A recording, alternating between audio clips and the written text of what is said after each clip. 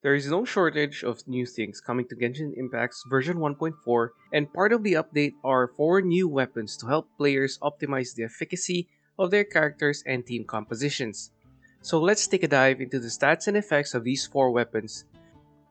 But before we proceed, keep in mind that the information presented in this video comes from reports and not official announcements. With that said, do take what will be said to be a grain of salt until MiHoYo releases the official information for these weapons.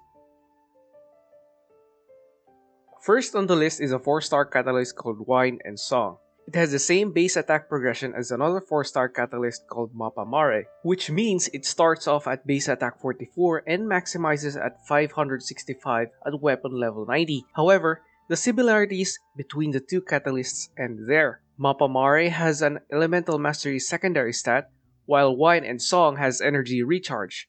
At this point alone, it can already be quite clear that Wine and Song is a fitting 4-star catalyst for Mona, seeing that she has a passive talent called Waterborne Destiny, which increases her hydro damage bonus by 20% of her energy recharge. Additionally, the effect of Wine and Song is called Ever Changing, which states the following. Hitting an opponent with a normal attack decreases the stamina consumption of sprint or alternate sprint by 14% for 5 seconds. Additionally, using a sprint or alternate sprint ability increases attack by 20% for 5 seconds. So at the time this video was made and uploaded, there is only one Catalyst user in the entire game that can do an alternate sprint ability, and that is, of course, Mona. So with all that has been said, players utilizing this poor astrologer may consider giving her this weapon for an increase in damage and utility. This 4-star bow has an effect that seems to be tailor-made for support characters, because its effect is as follows.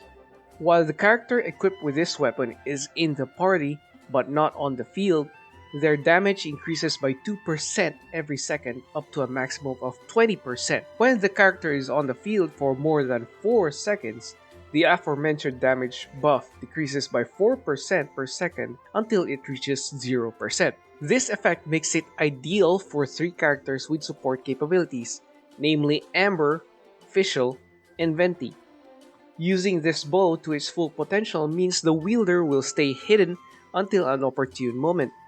Then, when that moment strikes, players will switch their active characters to their support bow user for a one-time elemental skill or burst before switching that bow wielder out again for another character. It is an excellent 4-star bow and it even has an attack percent boost for its secondary stat. However, perhaps the main issue here is the timing. Players need to time the switching right or they might miss out on the right moment. For example, some players might switch to their support bow user a little early, causing that character to not have the maximum number of bonus damage stacks from this bow. At this point, the community can only hope when a symbol or an icon will be seen from the party status window to the right that depicts the status of accumulated stacks. This 4-star sword might look underrated at first glance, but a deeper understanding of its stats and effects might prove otherwise. First, its effect states that it increases damage dealt by the character equipping this weapon by 12%. Taking damage disables this effect for 5 seconds. At first glance, this weapon might be ideal for sword-wielding characters that can dish out tons of elemental damage, especially after seeing its elemental mastery secondary stat. However, its effect might be fully utilized by players that are confident in dodging enemy attacks. It's because once the wielder is hit, the damage increase disappears, which might make some players think that the character might hit like a wet noodle. But that might not be the case as its base attack progression is higher than the average 4-star sword. In contrast, the Blackcliff Longsword and Prototype Rancour can only get up to a maximum 565 additional attack at weapon level 90, but the Alley Flash can go up to 660, which is almost at the level of the Aquila Favonia. Furthermore, the Alley Flash's maximum attack is even higher than some 5-star swords like the Skyward Blade. With that said, characters like Kaya, Xingqiu, and Katsing may benefit well from this sword. If players thought of Venti while thinking about the Alley Hunter, then the Elegy for the End might even be the Wind Archon's best in-slot weapon. Perhaps the first reason is its effect. It reads that it increases elemental mastery by 60 when the elemental skill or elemental bursts of the character wielding this weapon hit opponents. That character gains a Sigil of Remembrance.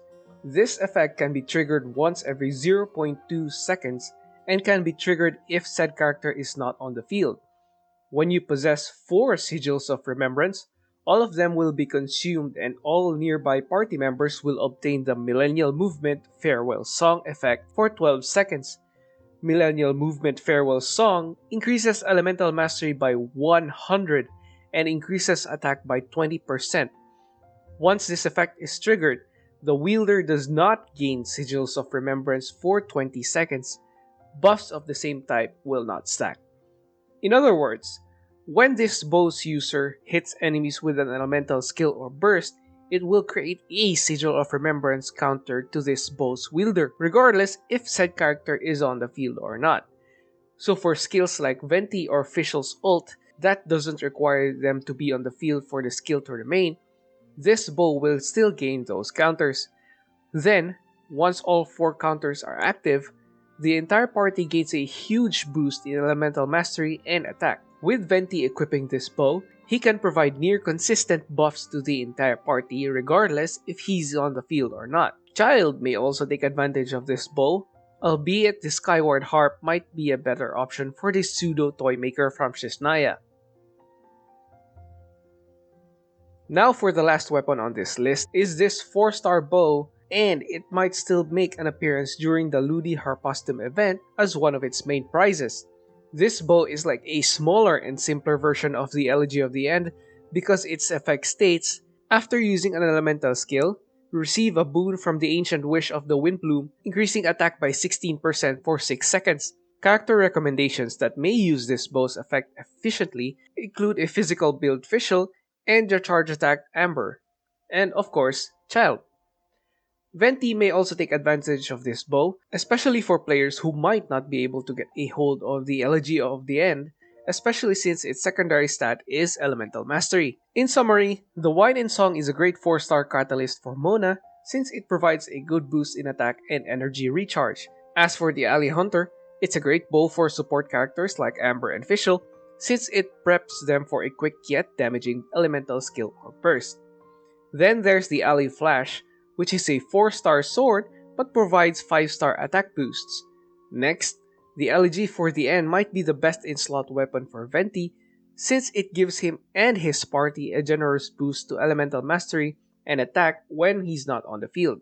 Finally, if players can't get the Elegy for the End, then they may still settle for the Windblum Ode, which might be available as a prize during the Ludi Harpastum event on Genshin Impact's version 1.4 update. So, which weapon are you most excited to acquire in Genshin Impact 1.4? Leave a comment down in the comment section and let's have a little chat. Don't forget to subscribe for more Genshin Impact content and leave a like in this video if you really liked the video. As always, don't let others dictate your personal playstyle for playing Genshin Impact and always remember to have fun while playing this game. I'm JJ and I'll see you on the next one.